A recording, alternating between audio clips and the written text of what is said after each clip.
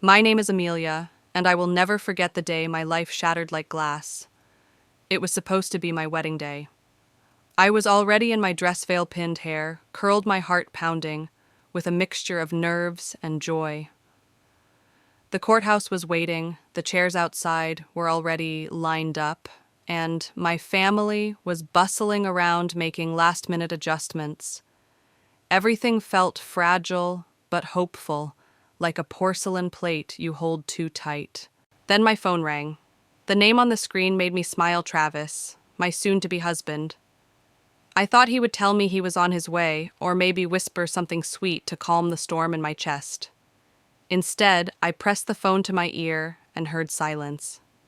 Just breathing. A pause so long it made my skin prickle. And then, like a blade cutting through a ribbon, came the words, "Amelia, I cannot marry you." The floor seemed to tilt. I remember my fingers going numb and the phone slipping, landing on the wood floor with a thud that echoed like thunder. My mother froze with her lipstick still halfway drawn. My father stood rooted with a coffee cup trembling in his hand. I whispered to no one, "He is not coming." The silence turned into noise plates clattering, my mother crying, my best friend rushing toward me. But I pushed them away. I did not want comfort. I wanted answers. The lace at my wrist suddenly felt like a chain. My chest hollowed out until I was nothing but a shell in white satin. I stepped to the window and saw the chair's neatly arranged balloons, swaying, a cousin tossing petals in the grass. The scene outside mocked me. Everything looked normal. But inside, my world had collapsed. I could not stay in that room. My father asked, "Where would you go?" My lips barely moved when I answered, "Anywhere but here." And in that moment, my phone buzzed again. A different name this time, my Aunt Jolene. Her voice was steady, practical, without pity. "Pack your bag, darling. Come stay with me for a while." That single invitation was like a rope thrown to a drowning swimmer. I did not think. I did not explain. I just walked. I walked out the front door, still in my gown veil, trailing shoes forgotten. The Georgia sun hit my face like a harsh spotlight, and for the first time, I felt I was walking into a story I had not written. The bus ride out of town was a blur. I pressed my face to the dusty window, watching fields and houses blur together. My dress wrinkled, my veil crumpled, but I refused to take it off. It was the only thing holding me together. Every bump in the road was a reminder that I had been abandoned. Strangers glanced at me and then looked away, probably wondering what kind of bride rides alone on a broken-down bus. I tried to hold back the tears, but they came anyway, hot and unrelenting. That was the first time I allowed myself to cry. The girl who had woken up that morning dreaming of vows had died before noon. In her place sat someone I did not know, yet someone raw and untethered. As the landscape rolled past, I realized this was more than heartbreak. This was a rupture, a violent tearing of the script I thought was mine. I had been raised to believe that security came from being chosen, from building a life around a man's promise. But in one phone call, that illusion disintegrated. I clutched the edge of my seat as the bus rattled down the highway. My heart thudded in my ears, not just from pain, but from something else, fear. Yes, but also the faintest pulse of freedom. The future was terrifyingly blank. I had no plan. No map, just a suitcase at my feet, and a heart split wide open. Yet even then, something whispered inside me, this was not the end. It felt like the oven door of my life had slammed shut, trapping me in heat and darkness. But maybe, just maybe, it was only preheating. So, that day, I believed I had been humiliated, discarded, left behind. But the truth, it was the violent beginning of everything I was meant to become. The bus rattled down endless miles of Georgia highway, each vibration digging deeper into my ribs. My veil was gone, crumpled somewhere at my feet, but the dress still clung to me like a second skin. I could not take it off. I was afraid that if I slipped it from my shoulders, I would unravel completely. Every reflection in the bus window mocked me with the same question. Who was I now if not a bride? When the bus finally hissed to a stop in Willow Creek, Aunt Jolene was waiting. Her presence was a jolt of steadiness. Hair piled high, denim jacket over a Sunday dress, she looked like a woman who had survived storms before. She did not hug me. She did not cry. She only lifted my bag and said, "Let's get you somewhere quiet."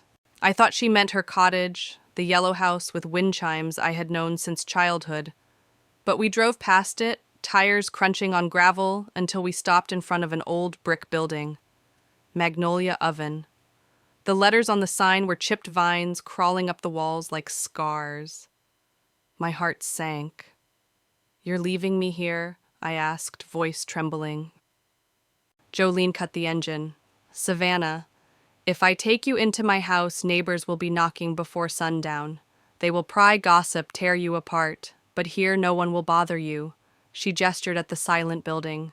"This place will keep your secrets." Inside, the air was heavy with dust and memories. Blackened beams stretched across the ceiling. Sunlight streamed through cracked windows, and the old oven loomed in the center like a sleeping giant. My skin prickled. It smelled of flour and smoke, but also of something warmer, like the echo of bread baked long ago. Jolene led me to a narrow back room, a metal-framed bed tucked against the wall. A folded quilt lay at the foot, smelling faintly of lavender. "This is yours," she said simply. "Electricity running water lock on the door. It is not fancy, but it is safe. Stay as long as you need." She set my bag down and moved toward the door. Then she paused. "But hear me, don't lie here drowning in self-pity. If you stay, you must use your hands. Clean. Rearrange. Paint. Bake. Something. Healing never comes to those who sit in the dark." Her words struck me. I wanted to protest, but she was right. My entire life had been spent waiting for love to define me. Now the only path forward was through action. Jolene left, and I sat on the edge of the bed, still in my wedding gown, listening to the creaks of the old bakery settling into night. For the first time, I was utterly alone. No mother smoothing the chaos, no father fixing what was broken, no fiancé promising forever. Only me, my breath, and the bones of a forgotten bakery. The loneliness should have crushed me. Instead, it sparked something faint but undeniable. A flicker. A pause in the grief. A chance to ask, "What now?" The next morning, sunlight spilled across the floorboards, painting them gold. For a few blissful seconds, I forgot. Then I saw my suitcase, the white dress crumpled in the closet beside abandoned aprons. Reality returned sharp and merciless. I peeled the gown off, hanging it in the closet as if burying a ghost. Then, almost without thinking, I picked up a broom. The act was small but electric. Dust rose in clouds, clinging to my hair, my lashes. I swept until my arms burned. I opened the windows, letting fresh air push against the stale. I wiped counters, shook out rugs, rinsed dishes. With every movement, the weight inside me shifted. Cleaning did not erase the pain, but it gave it shape boundaries. It reminded me that I was still here, still capable of shaping something, even if it was just a countertop shining in the morning light. By noon, I sat on the floor, back against the old oven. My palms traced the bricks, rough yet solid. I leaned in and inhaled. Beneath the ash and dust, there was something sweet, like caramelized sugar. The oven hummed faintly under my touch, as though it carried the voices of every baker who had come before me. "You would have stories to tell," I whispered, pressing my forehead against the warm stone. It was the first moment in days that I felt tethered to the world. The oven, the dust, the silence, they did not pity me. They did not ask me to smile. They simply existed, and for the first time, I felt like I could too. Before I continue, let me ask you something. If you were me sitting alone in a forgotten bakery, heartbroken future, erased, what would you do next? I want to hear your story in the comments, because maybe your voice will remind someone else they are not alone. And if you believe stories like this deserve to be heard, subscribe and stay with me. There is more to come. That day ended, not with tears, but with something closer to resolve. I did not know how to bake, how to rebuild, or even how to breathe without shattering. But I had a broom in my hand, an oven at my back, and a whisper of possibility. That was enough for a beginning. The following days blurred into a rhythm of dust silence and the scrape of my broom across warped wooden floors. Each morning I rose to sunlight spilling through cracked windows, and each night I fell asleep to the lonely hum of the old oven cooling in the dark. The bakery had not seen life in years. Cobwebs draped across the rafters, rust covered the counters, and the shelves sagged with yellowing cookbooks. Yet as I cleaned, the building seemed to breathe again, as though it had been waiting for someone to care. One evening, while running my hand along the oven's rough brick, I thought about something the cashier at the corner store had said.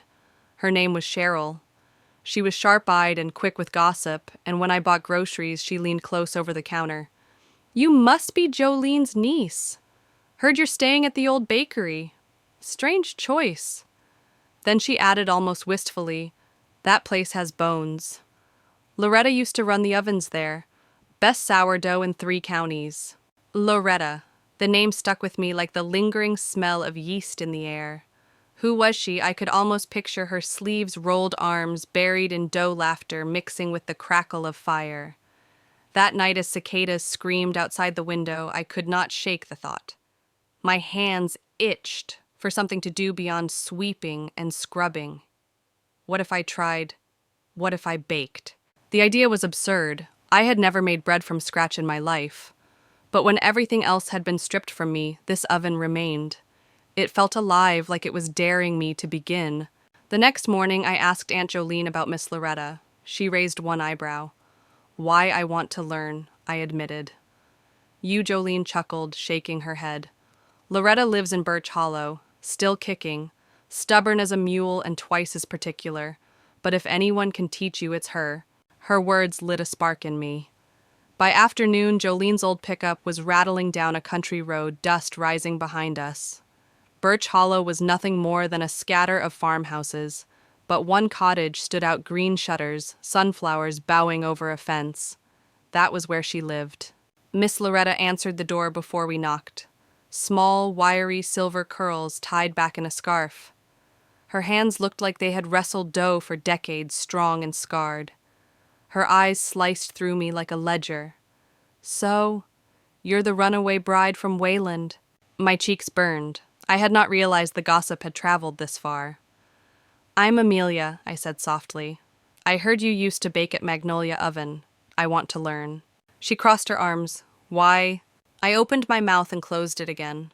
How could I explain that I needed bread the way I needed breath?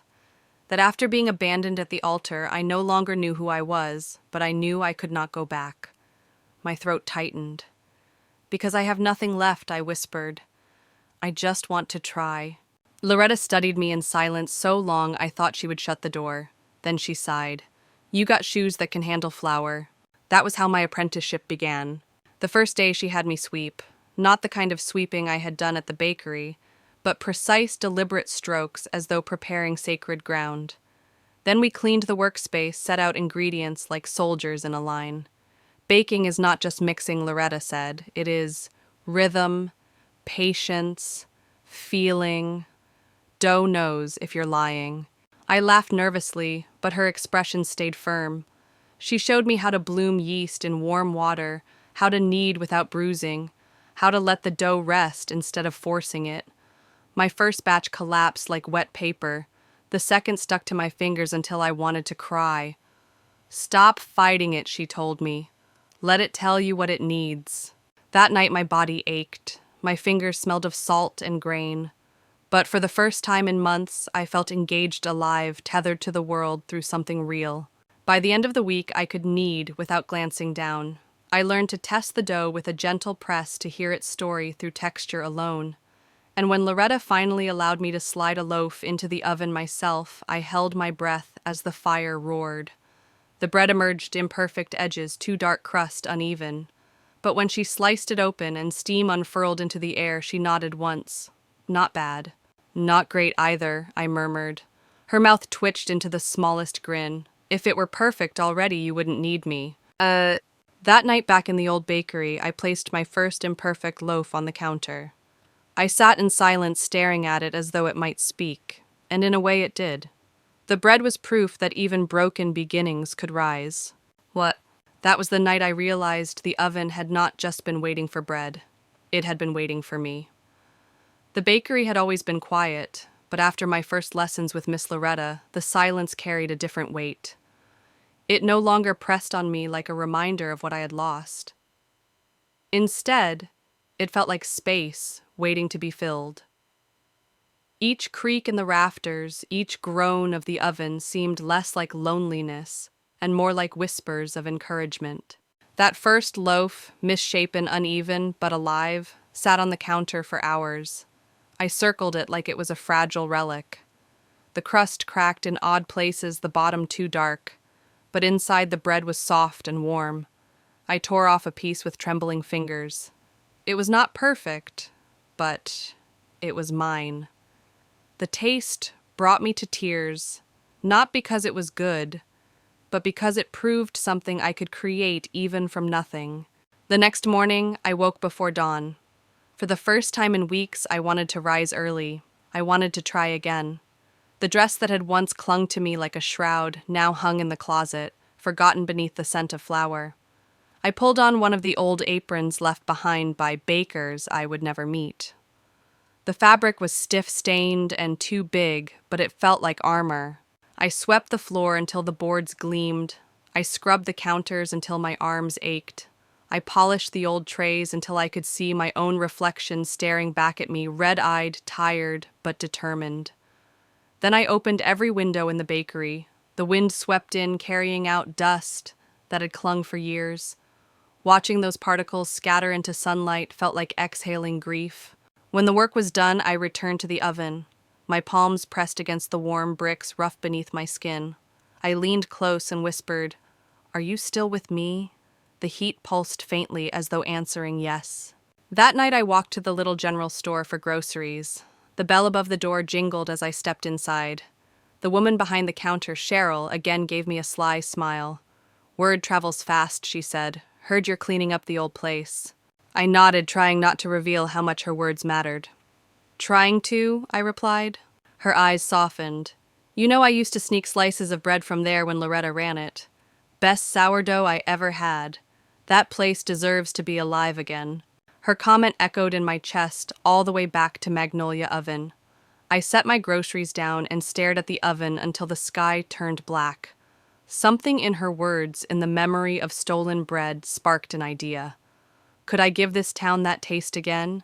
Could I bring the oven back to life? Not just for me, but for everyone who remembered. That night, lying on the narrow bed, I listened to the hum of silence. The bakery did not feel abandoned anymore. It felt expectant, like it was waiting for me to decide. The next day I tried again. Flour dusted the counters, yeast bloomed in warm water, dough clung stubbornly to my fingers. I cursed under my breath, laughed at myself, and kept going. I burned 2 pans. I collapsed 1 loaf. But when I pulled the third from the oven, slightly uneven, but golden and fragrant, I felt the spark return. I set it on the counter, steam rising into the air.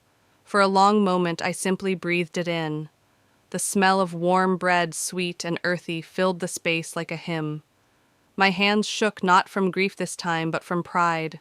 The bakery was no longer just a refuge. It was becoming a mirror. With each loaf, I saw less of the broken bride who had walked out of a wedding, and more of a woman shaping something new. That evening, I opened my journal, the one I had avoided since the wedding, and wrote a single line, "I am not finished." What? The following week, I decided to make a promise not to myself, but to the building. I found a piece of chalk in one of the drawers and scrawled across the board near the door, "Open Saturdays. Fresh bread by hand." The words looked shaky, my handwriting uneven, but they meant everything. They were a declaration to the town and to me that Magnolia Oven was waking up. I stepped back, wiped the chalk dust from my fingers, and stared at the message. It felt like carving my name into stone. The bakery, once silent, now had a heartbeat. That night I curled beneath the quilt in the back room and listened to the quiet. but it was no longer a hollow quiet. It was the quiet of possibility. And as I drifted to sleep, I knew that something had shifted. I was not just surviving anymore, I was beginning. The first Saturday arrived sooner than I expected. I woke before dawn, heart-racing, palms damp with nerves. The chalkboard sign still leaned against the door, my promise scrawled in shaky handwriting. Open Saturdays. Fresh bread by hand. My chest tightened as I stared at it. What if no one came? What if they laughed, or worse? What if they came and the bread was terrible? I forced the thoughts aside and tied one of the old aprons around my waist. The oven was already warm firelight flickering across the bricks, like it had been waiting for me all night. I placed my loaves inside with trembling hands, whispering prayers I wasn't sure I believed. When the first golden crusts appeared, my eyes stung with tears. It was not perfection, but it was proof. By mid-morning, I heard the crunch of gravel outside. My heart leapt. I wiped flour from my face and stepped to the door. Cheryl stood there, a woven basket in her hand. Thought I'd see if the rumors were true, she said, with a half smile. Her eyes scanned the interior, taking in the oven, the flour-dusted counters, me standing awkwardly in an apron too big. Got anything ready? I handed her a loaf still warm. She cradled it like a treasure. I'll be back, she promised, before disappearing down the road. 2 days later, she returned, this time asking for cinnamon rolls. Word had begun to spread. Soon after, an old school teacher knocked on the door, requesting honey wheat. A mother with tired eyes asked for dinner rolls. I scribbled recipes in a notebook, burning pans and making mistakes. But the customers kept coming. They were not just buying bread, they were buying memory connection, something that felt like home. The bakery began to hum with life. Flour floated through beams of sunlight. Children pressed their noses against the window, and the smell of rising dough wrapped itself around the building like a second skin. Each loaf was imperfect, but each one carried a piece of me, the part that refused to stay broken. That evening, exhausted, I pressed my palm against the oven once more. "Are you still with me?" I whispered. The bricks seemed to exhale beneath my hand, warm and steady. I closed my eyes and breathed deep. For the first time in months, I felt grounded. But let me pause here and turn to you. If you had been in my place, abandoned, humiliated, left with nothing but dust and an old oven, would you have had the courage to begin again? Or would you have walked away, leaving the building to rot like my broken dreams? Tell me in the comments what you would have done. I read every story, and your words matter. The weeks rolled forward in a rhythm of fire and flour. Each Saturday more people came. Some asked out of curiosity, some out of nostalgia, some because they had heard whispers of the runaway bride's bread. I should have felt ashamed of the nickname, but I didn't. Let them whisper. At least they were whispering about bread, not pity. One morning after a long stretch of kneading, I found myself laughing, really laughing, as flour streaked my face and dough clung to my arms. The sound startled me. I could not remember the last time laughter had spilled from my chest without force. That laugh was proof I was no longer just surviving. I was living. And yet beneath the joy, a question lingered. Was this enough? Could a woman who once measured her worth by a man's promises build a life out of bread and fire alone? I didn't have the answer yet, but every time the oven roared and the loaves rose, I knew one thing: I was not that broken bride anymore. I was someone new, someone rising. That Saturday night, I leaned against the bakery doorframe, chalk dust still on my fingers from rewriting the sign. The town had shown up. The bread had sold out.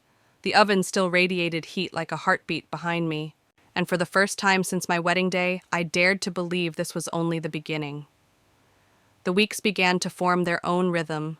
Morning started with the hiss of water, the bloom of yeast, the heavy weight of dough beneath my palms. Afternoons carried the smell of loaves cooling on wooden racks, the bell of the door jingling as curious townsfolk slipped in. Evenings ended with me leaning against the oven soot on my cheeks, listening to the quiet hum of something new being born. At first I thought people came for the bread, but I began to realize they came for something more. Each customer carried stories, the retired postmaster who shaped his hands like he was still sorting envelopes, the young girl who pressed her nose against the window, wide-eyed, at the rising loaves, the mother who whispered that the smell reminded her of her own childhood, their words layered over the bricks of the bakery like fresh plaster, binding me to the town in ways I had never expected. Still, not everything was easy.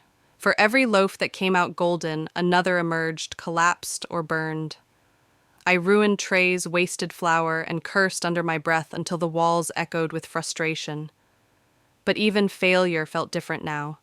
Failure meant I was trying.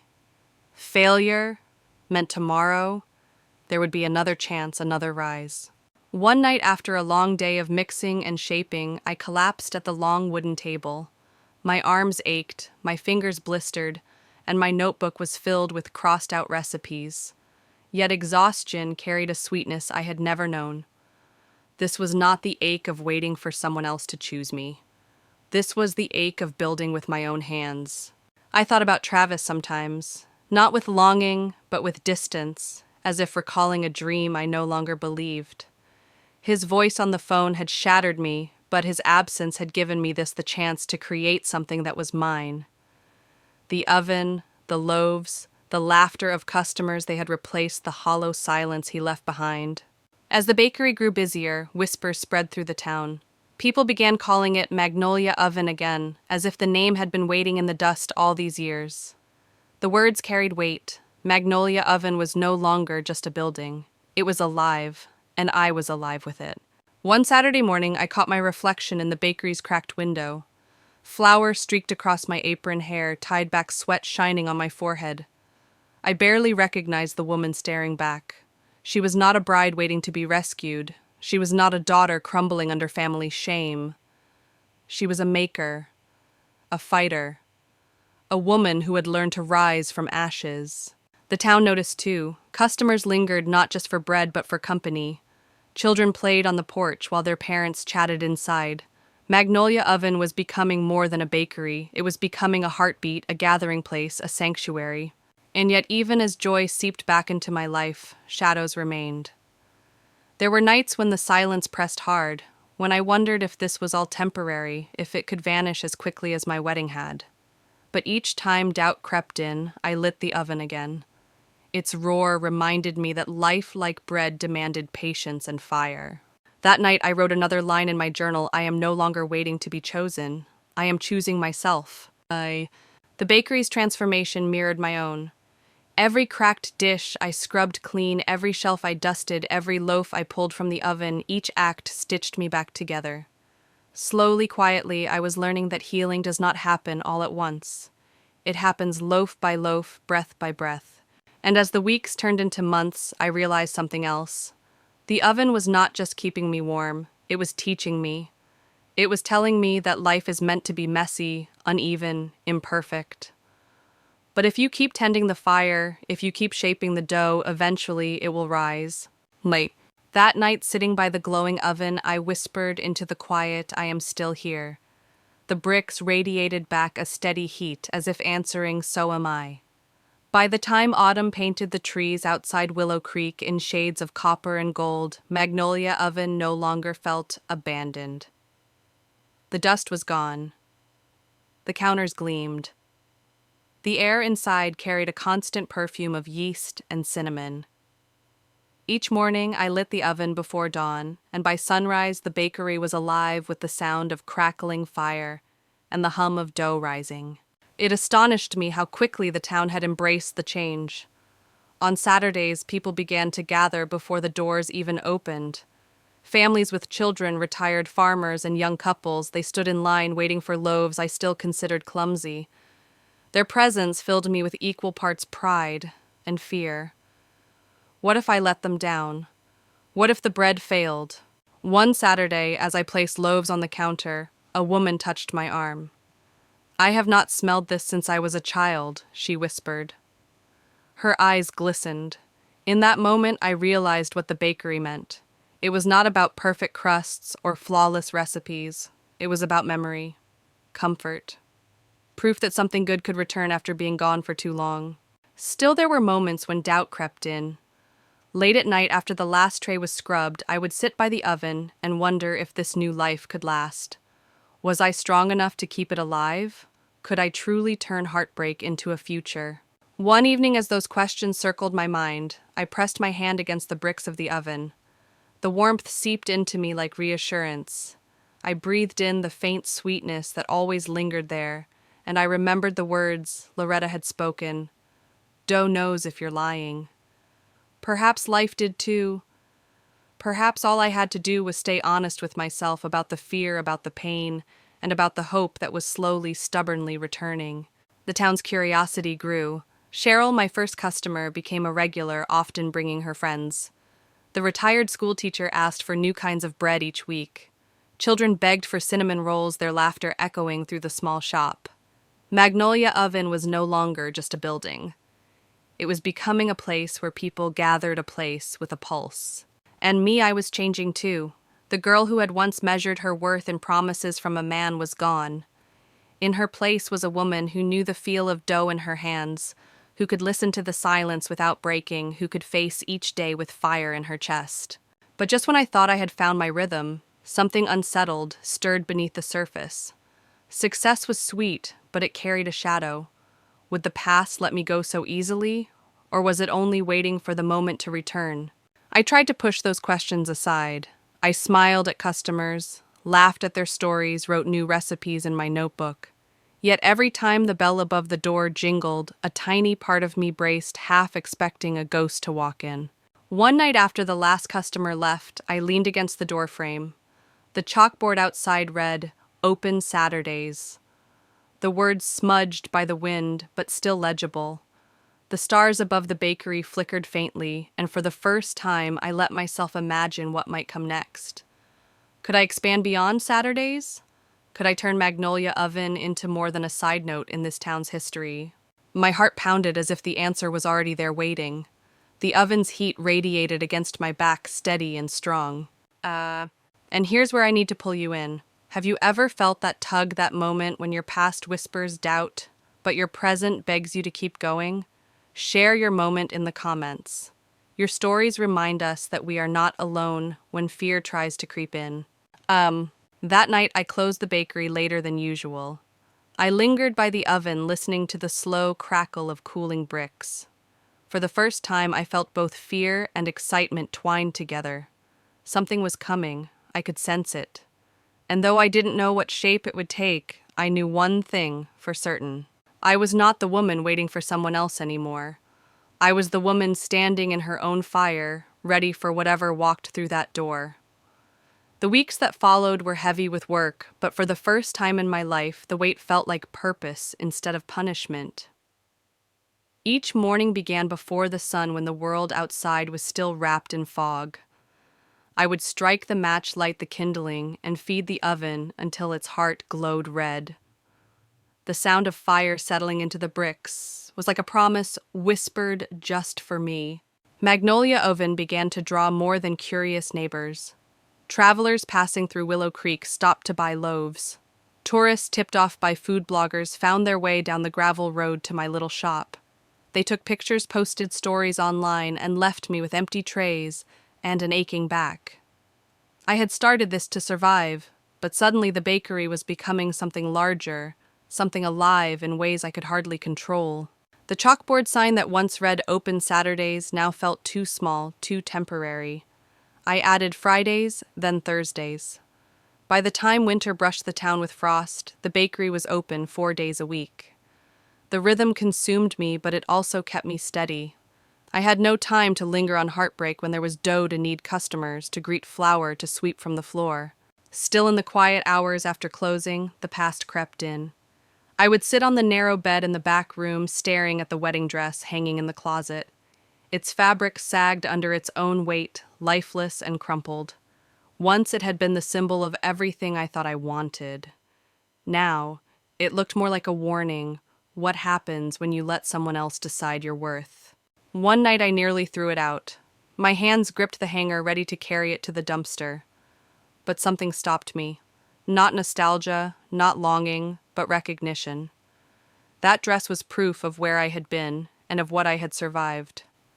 I hung it back in the closet, not as a burden, but as a marker of who I would never be again. The next morning I woke with a new determination. The town's support had carried me this far, but if I wanted the bakery to last, I had to think bigger. Recipes scribbled in my notebook multiplied honey oat rosemary olive oil, braided challah for Fridays. Each attempt brought both mistakes and triumphs. Burnt crusts sat beside golden loaves, but both taught me lessons. The people noticed. One customer brought her daughter just to show her how the bread was shaped. Another left a note on the counter. "Thank you for reminding me of home." Those words felt heavier than any coin in the cash box. They were the currency of belonging, proof that Magnolia Oven was not just mine anymore, it was theirs too. But expansion brought pressure. Supplies grew scarce. Bills arrived faster. The oven, though steady, showed its age with groans and cracks. I began to fear it might collapse under the weight of my ambition. At night, I lay awake heart racing, wondering if I was foolish to think this dream could hold. Then one Saturday after the rush had quieted, I stood outside and watched the last of the customers disappear down the road. The sign leaned against the door, smudged from too many chalk strokes. The oven glowed faintly behind me like a heartbeat. And I whispered to the empty street, "This has to work. It has to." The truth was I had come too far to turn back. I could no longer imagine life without the smell of bread in the air, without the steady rhythm of fire and flour. Magnolia Oven had become my anchor, my mirror, my lifeline. So, as I swept the floor that night, I felt something stir inside me. Not fear this time, but anticipation. The bakery had grown beyond my hands, beyond my past. Something was coming, I could sense it, and the question that haunted me was no longer if I could survive, but what I would do when the past finally came knocking. It happened on a morning that began like all the others. The air was thick with the smell of cinnamon and rising dough. I had just pulled a tray of honey oat loaves from the oven when I heard the crunch of tires on gravel. At first I smiled, thinking it was Cheryl or one of the regulars arriving early, but when I stepped outside, the sight froze me where I stood. The car was an old silver sedan with Georgia plates. I knew it too well. My breath caught, my stomach dropped. And then he stepped out, Travis. His shoulders slouched, his face thinner, paler, like sleep had abandoned him for months. His half-smile looked hesitant, guilty. The world around me seemed to fall away, leaving only the sound of my heartbeat pounding in my ears. "Hey, Amelia," he said softly, his eyes drifting to the bakery sign as though trying to understand who I had become. I stood still, my hands dusted with flour, my apron tied tight. The fire of the oven warmed my back, reminding me where I was and who I was now. "Travis," I replied, flat as stone. He shifted, hands stuffed in his pockets. I was just passing through. A laugh slipped from me, bitter and sharp. "Right." His gaze dropped to the gravel. "I've been here before, a month ago, parked across the street, watched people line up for your bread. I almost came in, but I didn't know what to say. I clenched my arms across my chest. And now you do." He flinched but nodded. "I know I messed up. What I did, it was unforgivable. But I've thought about that day, every single one since. I was scared, Amelia. Everything felt too big, too final. I panicked. The words hit me, but not the way he expected. They did not hurt. They did not pierce. They slid off me like water on glass. "You panicked an hour before our wedding," I said. My voice trembled, not from heartbreak, but from anger held in too long. I want to fix it if you'll let me." For a heartbeat, I almost laughed again. Not cruelly, just tiredly. I looked at him, the man I had once dreamed of building a porch swing with, raising children with, growing old beside. And all I felt was distance, like remembering someone from a dream I no longer believed. "You want to fix it?" I asked quietly. "Tell me, Travis, did you fall back in love with me, or did you just expect I'd stay frozen in time until you changed your mind?" His eyes widened. He had not prepared for that question. His lips parted, then closed again. "I just miss you," he whispered. "I miss what we had." "What we had," I repeated, tasting the words. "You mean before you decided I wasn't enough to show up for?" Silence stretched between us. He looked smaller, somehow his shoulders sinking. I didn't come here to fight, and I didn't come here to listen to apologies that changed nothing I said. His hands hung at his sides, useless. I thought maybe we could try again, but I see now I was wrong. You're different. I am, I said simply. He nodded once, almost to himself. Then he turned, walked back to his car, and drove down the road. I watched the dust rise behind him, then settle back into the earth. And I did not cry. I did not scream. I just breathed long and deep. Something inside me loosened like a knot finally untied. I realized I hadn't just closed the door on Travis. I had closed the door on the woman who once begged for love, who measured her worth by someone else's promises. That woman was gone. Before I move on, let me ask you something. If someone who broke you tried to walk back into your life, would you let them? Or would you stand firm in the person you've become? Share your thoughts below. I read them all, and your voice might give strength to someone else who needs it. But as the silver sedan disappeared into the horizon, I turned back toward the bakery. The oven still glowed steady and loyal. And in that moment, I knew my future would not be built on his return. My future was already rising golden and alive right here in my hands. The day after Travis left, I woke to a strange stillness. The town outside stirred as usual. Roosters crowed, trucks rumbled down the road. But inside Magnolia Oven, the silence felt heavier. Not oppressive, but decisive like the air after a storm. The past had knocked, and I had answered with a closed door. That chapter was finished. I walked into the bakery, brushing flour from the counter, feeding wood into the oven. The fire roared to life, steady and unyielding. My hands moved without hesitation. For the first time since that phone call on my wedding day, I felt completely free. It was in that space of freedom that Mason Carter reappeared. He had visited the bakery weeks earlier, a businessman with calm eyes and an even calmer voice. Back then, I had been cautious, unsure if I could trust someone offering help. But now, when he stepped inside with a leather folder under his arm, I saw him differently. "Morning, Amelia," he said, his tone warm but professional. "Got a minute?" I nodded, wiping my hands on my apron. We sat at the long wooden table where I usually shaped dough. He spread out papers, property records, county documents, notes written in neat handwriting. I looked into Magnolia Oven, he explained. "The county owns it. They're willing to sell for $300,000. No liens, no back taxes, just an old building and a lot of history." My chest tightened. 300,000, I whispered. The number felt enormous, impossible. Mason leaned forward. "It is a lot, but not impossible. I'll cover the full cost for now." I blinked at him. "You'd give me 40%. He shook his head gently. "Amelia, this place already has a soul. I'm not here to take that. I'm here to help it grow.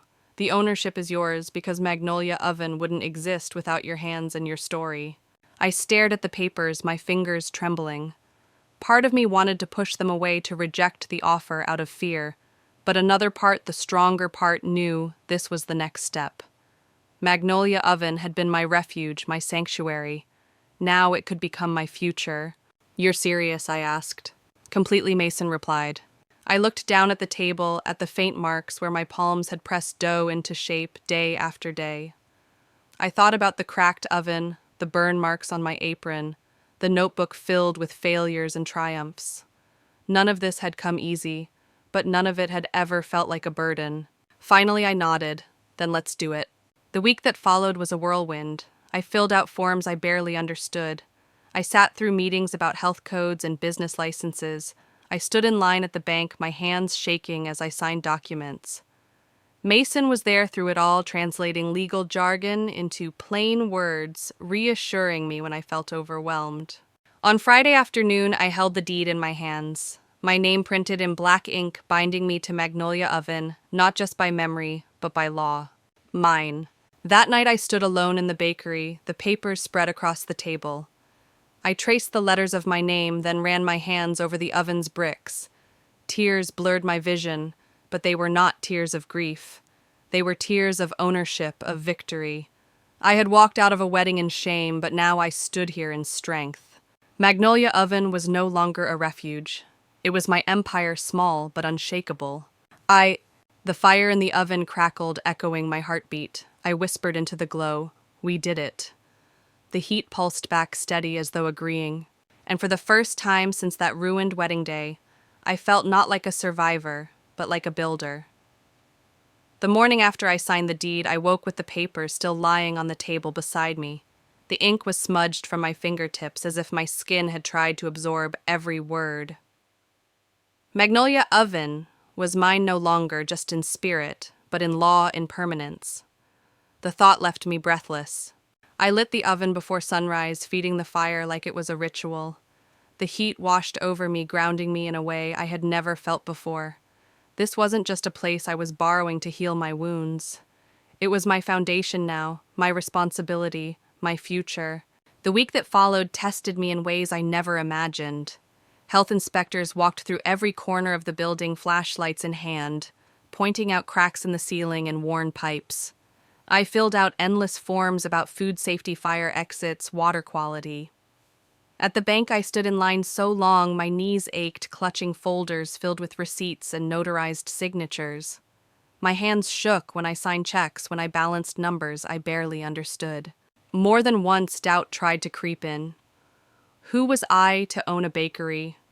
A woman who had been left at the altar. A woman who had fled town in a wedding dress.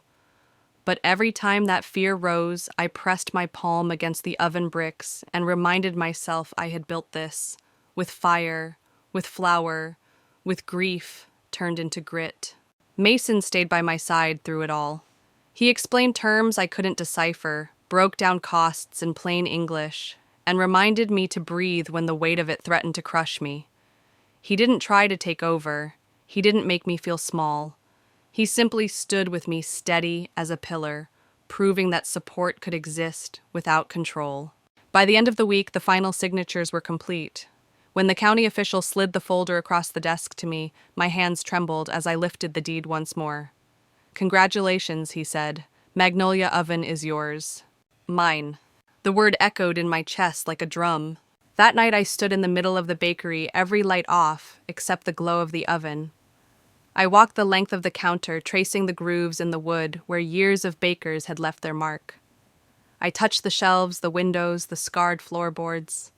Each detail seemed to hum with possibility. I thought about Loretta, her sharp eyes and scarred hands teaching me to knead with patience. I thought about Aunt Jolene dropping me here with nothing but a quilt and a warning to use my hands.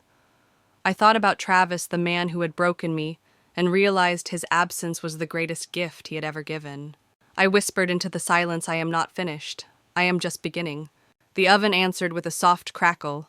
The next morning customers came as usual. Cheryl winked when she saw me behind the counter. "Word is spreading," she said. "People are talking about you." For once I didn't flinch at the thought of gossip. Let them talk. Let them say the runaway bride turned a ghost bakery into gold. Let them tell the story of a woman who chose fire over ashes. Because Magnolia Oven was no longer just a refuge. It was proof. Proof that I had risen and that I would keep rising. And as I placed loaves on the counter, the crusts golden and warm, I realized that every customer who walked through my door was not just buying bread.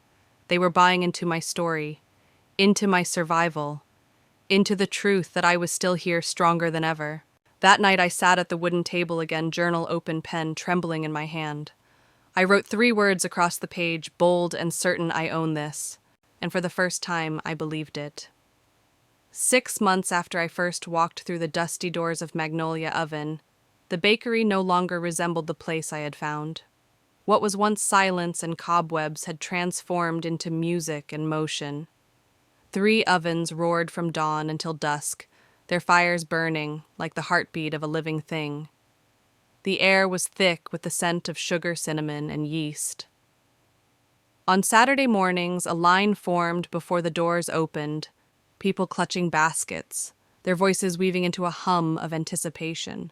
I had 5 employees now, 2 high school girls who helped with prep and deliveries, a retired postmaster who shaped loaves with such reverence it felt like watching prayer, and even Miss Loretta, who stopped by twice a week sipping tea at the back table, watching me work with a satisfied smile she tried to hide. The sight of her there, my teacher, my anchor, made me feel like the circle had closed in the best way. Every day the shelves filled with loaves, sourdough honey, oat rosemary olive oil challah on Fridays. I brushed butter on golden crusts, lined trays with cinnamon rolls sticky with sugar, pulled braided bread from the oven as steam curled into the air. My notebook of recipes had grown fat with smudges and scribbles. What once began as trial and error had become a rhythm, a language between my hands and the dough. The town responded in ways I never imagined. Children ran out with rolls clutched in sticky fingers. Tourists posted photos online, their words carrying Magnolia Oven far beyond Willow Creek. A small food blog wrote about us calling the bakery a resurrection of community. By the following week, strangers were arriving drawn by the story of a woman who had turned heartbreak into bread. I often stood in the middle of it, all overwhelmed. The laughter, the chatter, the clatter of trays, it was chaos, but it was beautiful chaos. And every time I felt the weight of it pressing in, Mason appeared at the door, sometimes with order forms, sometimes with new packaging ideas, sometimes with nothing more than 2 cups of coffee and a quiet, "How are you holding up?" He never pushed, never demanded. He just showed up. And slowly the walls around me began to soften. Still late at night, after the bakery emptied and the ovens cooled, I would sit alone in the back room, staring at the wedding dress still hanging in the closet. Once it had been a symbol of humiliation of promises broken. Now it was only fabric, a ghost I had outgrown. I touched it once, my fingers brushing over the crumpled folds. My throat did not tighten. My eyes did not sting. Instead, I smiled. That dress no longer held power. I had reclaimed it simply by surviving, by building something greater. One evening after we closed, I sat with Miss Loretta. She sipped chamomile tea, watching the ovens glow. "You've built something real," she said softly. I shook my head. "I couldn't have done it without you." She waved her hand dismissively. I just pointed at the dough. "You were the one who kneaded through the mess." Her words sank deep. For months I had thought I was piecing myself back together with flour and fire. But now I understood it wasn't about fixing what was broken. It was about becoming someone new. And here's where I want to ask you something. Have you ever carried a symbol of your past, a dress, a ring, a photograph, and realized it no longer defined you? Share your story below. Your courage could remind someone else that they can rise beyond the weight of old ghosts. That night after Loretta left, I locked the bakery and stood alone in the silence. The ovens cooled, their warmth fading, but inside me a different kind of fire burned. This was no longer survival, it was life. Magnolia Oven was not just alive again, it was mine, and I was ready for whatever twist came next. Mason became a constant presence, though never an intrusion. He slipped into the rhythm of Magnolia Oven, like he belonged there, never demanding attention, never overshadowing what I had built. He was simply there, steady, reliable, and quietly encouraging. Sometimes he showed up with contracts tucked under his arm papers, detailing new opportunities. Other times he carried nothing more than 2 steaming cups of coffee and that calm voice that always seemed to ground me. The strangest part was how natural it felt. There had been a time when I thought letting someone close again was impossible, even dangerous. But with Mason, it was different. One night after we finished preparing for a food festival, I found him wiping down the counters. Flour streaked his shirt, dusted his hair, and for a fleeting moment he looked less like a businessman and more like one of us hands, deep in the chaos building alongside me. "Why do you keep showing up?" I asked suddenly. He glanced up, a flicker of surprise in his eyes, then shrugged. "Because I believe in this place, and I believe in you." The words struck somewhere deep, a place I thought had closed forever. I didn't answer right away. Instead, I turned back to the oven, listening to its low hum. I let the silence stretch, because sometimes silence says more than words. But inside, something shifted. I began to notice the way his presence made the bakery feel fuller, how his laughter blended with the creak of old floorboards, how his patience softened the weight on my shoulders. He didn't try to rescue me, and that was exactly why I trusted him. Loretta noticed too. She came by one afternoon, eyeing the racks filled with fresh loaves.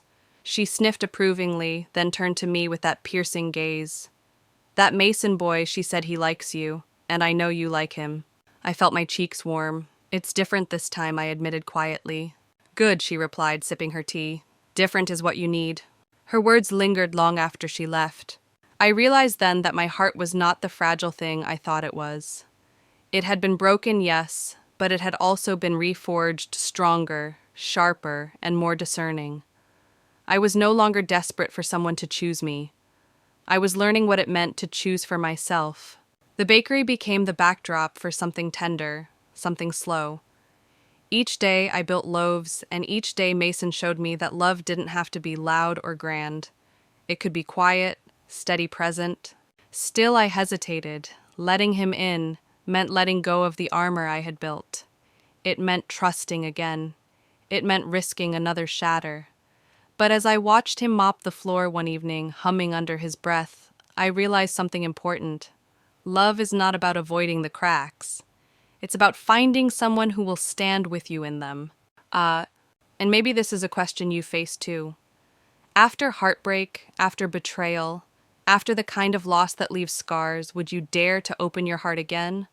Or would you keep it locked away, safe but silent? Tell me in the comments what you would choose. Your story might give someone else the courage to risk love again. That night, as the ovens cooled and the bakery fell silent, Mason lingered by the door. He glanced back, offering me that small, steady smile. "See you tomorrow," he said.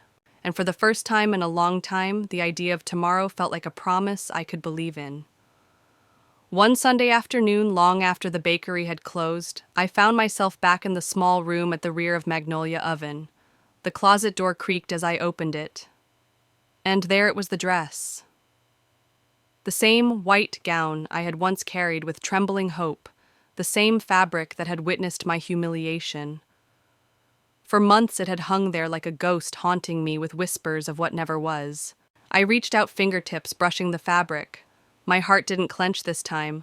My throat didn't tighten. Instead, I felt something I never thought possible. Peace. The dress was no longer a weapon against me. It was just fabric, nothing more. A relic of a woman who no longer existed. I smiled, closing the closet gently. That chapter was finished. Later that evening, Mason stopped by with a stack of invoices and 2 lemonades. We sat on the porch steps, the warm twilight folding over Willow Creek. He told me that Magnolia Oven had been mentioned in a regional magazine. Nothing huge, just a small feature, but enough to bring more curious faces to our door. "You look lighter," he said, studying me as the sun dipped low. "Maybe I am," I admitted. His eyes softened, the kind of softness that carries no demands, only quiet admiration. "You've built something incredible here, Amelia. But I think you've built something even more important inside yourself." The words stayed with me. They wrapped around me like the scent of bread cooling in the bakery, gentle, undeniable grounding. Days later, he drove me outside town, down a stretch of open land kissed by wind. He parked, gesturing toward the empty field. This, he said, could be the site of our first storefront. I laughed, shocked by his certainty. "Our first?" He nodded. "I thought maybe we could build something bigger. A place with your name and mine. A cafe, a bakery, maybe even a teaching kitchen. Not just bread, but a community." His voice faltered, then almost shy. "But only if you want that." I stood in the middle of that open field, letting the breeze whip through my hair. My eyes closed, and I imagined it a porch filled with laughter windows, glowing with warm light shelves lined with loaves. Not just a business, a legacy. "I want it," I said finally, "but only if we build it the way we built this slow, honest together." His answering smile was quiet but certain. "That's the only way I know." Back at the bakery that evening, I found Miss Loretta waiting. She sat at the wooden table sipping her tea, her sharp eyes softer than usual. "You've come a long way, Sugar," she said. "I had a good teacher," I replied. She shook her head. "You had something better. You had a reason." Her words echoed deep inside me. She was right. I hadn't baked just to escape pain. I had baked to remember myself, to prove that even when life burned me down to ashes, I could rise again. As the ovens roared that night, I wrote in my journal, "Travis left me in a white dress thinking he had broken me." but all he broke was the version of me who waited for someone else to define her worth. What rose from the ashes was a maker, a builder, a woman who creates joy from flour and fire. The dress no longer owned me. The past no longer caged me. I was free, and for the first time I wasn't just surviving, I was dreaming. Even as Magnolia Oven flourished, I discovered that the most important change wasn't in the building, it was in me. The bakery had become a symbol, yes, but it was also a teacher. Every loaf reminded me of resilience, every fire of endurance, every rise of possibility. Life no longer felt like something that happened to me. It was something I shaped with my own hands. One evening after locking up, I leaned against the doorway, the smell of cooling bread curling into the night air. Mason joined me, his shirt dusted with flour invoices tucked under his arm. He looked less like a businessman and more like someone who belonged to this place to me. "You ever think about that day?" he asked softly. I stiffened. "Which one?"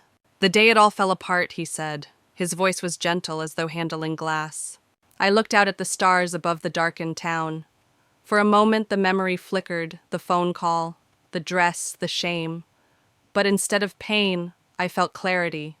I shook my head. "No," I whispered. "I think about the day it began." He didn't answer right away. Instead, he reached out and wrapped his arms around me, grounding me in silence. And I realized that love didn't have to arrive with grand gestures or dramatic declarations. Sometimes love was simply being held in a doorway while the night rolled in. The bakery behind us smelled like tomorrow, and for the first time I felt truly home. Weeks slipped into months. The rhythm of work carried us forward, but so did dreams. Mason bought a piece of land just outside town, a flat stretch kissed by wind. Together, we walked the field, imagining a new storefront, a cafe where neighbors could linger, a teaching kitchen where children could learn to bake. It wasn't just about bread anymore. It was about building a future rooted in community. When I closed my eyes, I could already see its sunlight spilling across wooden tables, shelves stacked with fresh loaves, laughter mingling with the clink of mugs. Not just a business, a legacy. The woman who once sat in a wedding dress on a broken-down bus was gone. In her place stood a woman who understood the fire of her own worth. And here is where I turn to you. When life breaks you, when the person you trusted most walks away, do you believe that can be the beginning instead of the end? Share your thoughts, because your story might light the path for someone else lost in the dark. And if you're ready to keep walking this journey with me, subscribe now and don't miss what comes next. There's always another chapter waiting. That night I returned to the bakery and wrote a final line in my journal: I am not someone's almost wife. I am Amelia Brooks and I have a damn good oven. It wasn't just defiance, it was truth. And as I blew out the lantern, the fire inside me burned brighter than ever. Some mornings I still wake before the alarm, long before the town stirs. The world outside is quiet, the sky barely touched with light. I slip into the bakery, listening to the hush of flour settling in the air, the cool stone beneath my feet. There's something sacred about those hours, when the ovens are just beginning to warm, when the day feels unshaped, like dough waiting in a bowl. I walk the length of Magnolia Oven, touching the counters, the racks, the shelves now lined with jars of honey and spices. Every detail holds a memory, some painful, most triumphant. The cracked brick in the oven that never quite smooths out. The wooden table scarred from years of shaping loaves. Even the closet in the back where a wedding dress still hangs, no longer a curse, but a quiet reminder. I used to believe being left behind meant my life was over, that the only story I could tell would be one of failure, humiliation, and regret. But standing here now, I know better. Being left behind was not an ending. It was a pause, a breath, a space I desperately needed to discover who I was, without someone else's promise. The truth is simple, but it took fire to see it. Life will break you open, not to destroy you, but to let something new rise inside. Bread teaches us this. It begins as flour salt, and water ordinary things. But with patience, with fire, with care, it becomes nourishment. And so did I. I am no longer the woman who begged for love. I am the woman who feeds, who builds, who chooses. And every loaf that leaves this bakery carries that truth into the world. From ashes we rise.